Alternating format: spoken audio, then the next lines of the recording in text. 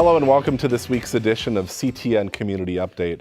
After weeks of renovations, countless man-hours, and dozens of donations, the first of 3 cottages at the Old State Hospital in Anoka is preparing to open its doors to homeless veterans. CTN's Jordan Rylance has more on the volunteers making the project a reality. In just 14 days, this vacant building all that has to come out will become a home. Well, these are the people that fall through the cracks. To 30 veterans with nowhere to go.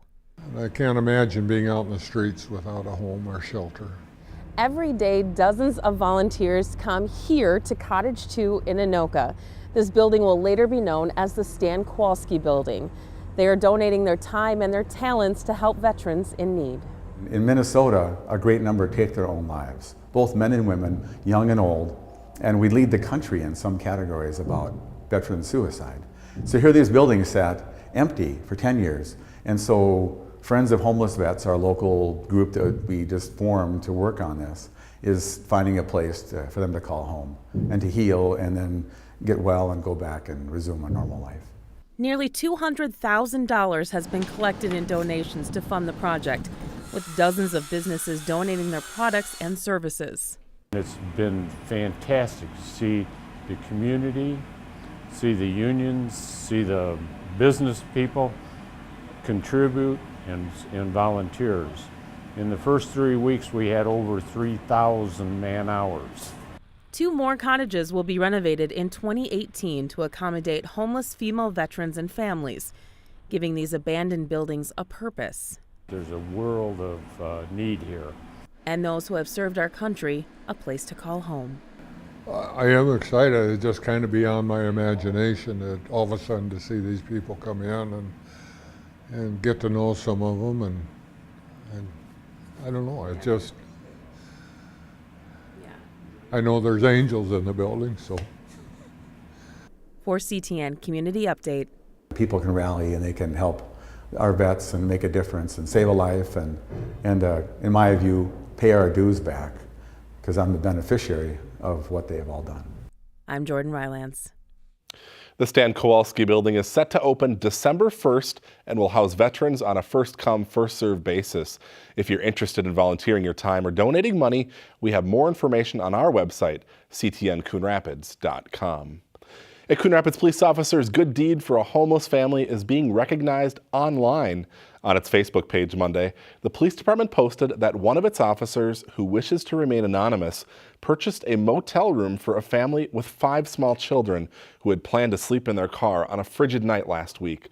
The Facebook post currently has more than 10,000 likes, more than 2,500 shares, and lots of comments. Michael writes, "These are the kinds of contributions our police make on a regular basis. We are very fortunate to have them." And Nicole writes, "Thank you for going above and beyond. The officer and the entire CRPD deserve a pat on the back." After months of construction at Mercy Hospital, the new main entrance is open for business. On Thursday afternoon, Alina and Mercy Hospital officials were joined by foundation members and community partners to help celebrate the new enhanced front entrance. It has a direct connection to the new parking ramp.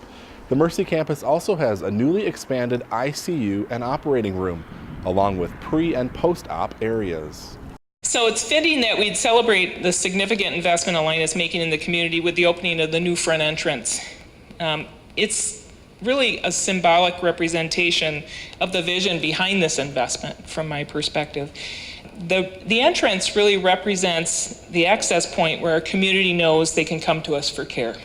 Alina is little more than halfway through a 3-year construction project on both the Mercy and Unity campuses.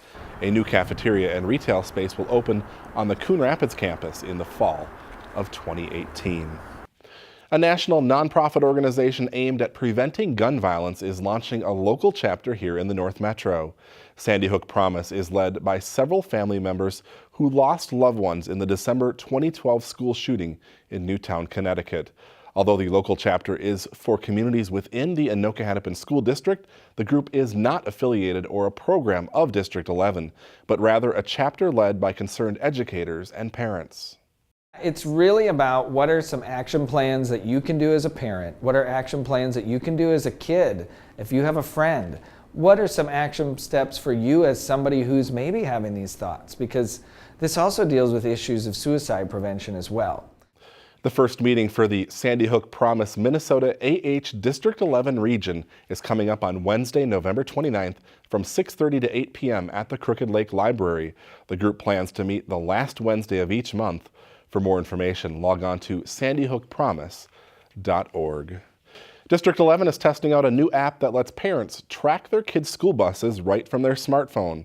10 families are currently testing out the app by Student First, one of 2 bus companies contracted by the Anoka-Hennepin School District. Parents can only track buses transporting their own children. It will be particularly helpful during the cold winter months when buses are running late.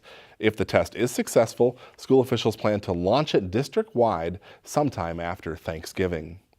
Several elementary students traded their school bus for a ride in a fire truck after classes on Thursday. Each year, students are asked to make posters as part of Fire Prevention Week, and the winner from each elementary school in Coon Rapids is invited to a pizza party at Fire Station 1. In addition to pizza and games, the kids got to take in a magic show. This year's citywide winner is Molly Sideschlag from Sand Creek Elementary. The theme for the posters this year was Every Second Counts. Plan 2 ways out. Students at Anoka Ramsey Community College got an up-close and personal look at our universe this week, and they didn't have to travel billions of light years away. The Explorer Dome, a portable planetarium, made a visit to the college on Thursday. It's 14 feet tall and 25 feet in diameter and offers an immersive virtual voyage through the universe for up to 32 people at a time. We get to reach a lot of students with the planetarium, and it inspires people to approach science and STEM fields, which is kind of our goal. Kind of the goal for today was promote some interest in science fields, maybe get people to learn something about the universe that they live in, and get a little bit more of a following for the astronomy club, like boost our numbers up. The Explorer Dome comes from the Bell Museum of Natural History at the U of M and often travels to schools and other locations to inspire people in astronomy. They certainly brighten the holiday season, and now your colorful light display could earn you some green. Once again this year, the Coon Rapids Arts Commission is sponsoring a holiday lighting contest. There are 2 categories, one for moving light displays and one for non-moving displays. Cash prizes of up to $100 will be awarded. Judging is based on the overall impact, visual appeal, uniqueness, variety, safety, and tidiness. The deadline to enter is December 8th at noon. An entry form can be found on the city's website, coonrapidsmn.gov. Before we go, we have a quick programming note to pass along. We will not be doing a CTN community update next Friday, November 24th, due to the Thanksgiving holiday. Our next show will start airing on Friday, December 1st, so be sure to join us then. In the meantime, have a great Thanksgiving, and we'll see you back here in 2 weeks.